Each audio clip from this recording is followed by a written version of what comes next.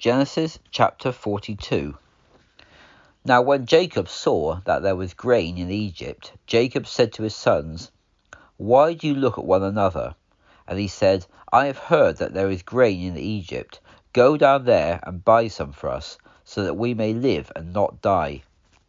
Joseph's 10 brothers went down to buy grain in Egypt, but Jacob did not send Benjamin, Joseph's brother, with his brothers, for he said, "Perhaps some harm might happen to him." Thus the sons of Israel came to buy grain among those who came, for the famine was in the land of Canaan. Now Joseph was the governor over the land, and it was he who sold to all the people of the land. So Joseph's brothers came and bowed themselves down before him with their faces to the ground. Joseph saw his brothers, and he recognized them, but he pretended to be a stranger to them and spoke harshly to them. He said to them, "From where are you come?" And they said, "From the land of Canaan to buy food." Joseph knew his brothers, but they did not know him. Joseph also remembered the dream that he had dreamed of them. He said to them, "You are spies. You came to see the nakedness of the land." They said to him, "No, my lord, your servants have come only to buy food. We are all one man's sons. We are honest men. Your servants are not spies." But he said to them, "No, you have come to see the nakedness of the land." They said, "Your servants are 12 brothers, the sons of one man in the land of Canaan. The youngest is with our father today, and one is no longer living." Joseph said to them, "It is as I said to you, you are spies. Here is how you will be tested.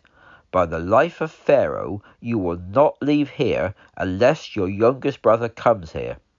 Send one of you and let him get your brother, and you will be kept in prison, so that your words may be tested, whether there be any truth in you. Or else, by the life of Pharaoh, you are surely spies." He put them all together in custody for 3 days. Joseph said to them the 3rd day, "Do this and live, for I fear God. If you are honest men, let one of your brothers be confined in your prison house. The rest of you go and carry grain for the famine of your households. Nevertheless, bring your youngest brother to me, so that your words may be verified and you shall not die." And they did so. Then they said one to another, "We are guilty concerning our brother, because we saw the anguish of his soul when he pleaded with us, but we would not listen. Therefore this distress has come upon us."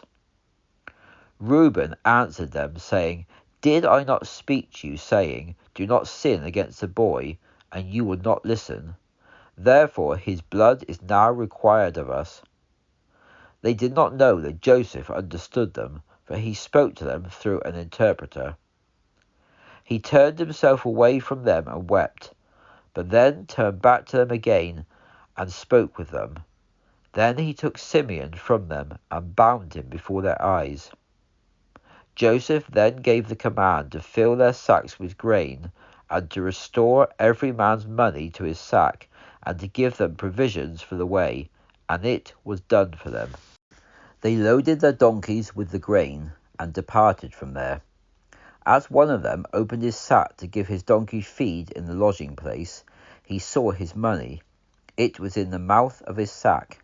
And he said to his brothers, "My money has been returned. Here it is in my sack." Then their hearts sank, and they were afraid, saying to one another, "What is this that God has done to us?" They came to Jacob their father in the land of Canaan, and told him all that had happened to them, saying, "The man, the lord of the land, spoke harshly to us, and took us for spies of the country. And we said to him, 'We are honest men, we are not spies. We are 12 brothers, all sons of our father. One is no longer living, and the youngest is with our father today in the land of Canaan.' The man, the lord of the country, said to us, 'Here is how I may know that you are honest men. Leave one of your brothers here with me. Take food for the famine of your households and be gone. but bring your youngest brother back to me. Then I will know that you are not spies, but that you are honest men. Then I will deliver your brother to you, and you may trade in the land." As they emptied their sacks, every man's bundle of money was in his sack. When both they and their father saw the bundles of money, they were afraid. Then Jacob their father said to them, "You have bereaved me of my children. Joseph is no more, Simeon is no more, and you will take Benjamin away. All these things are against me." Reuben spoke to his father, saying, "Kill my 2 sons if I fail to bring him to you. Put him in my hands, and I will bring him back to you."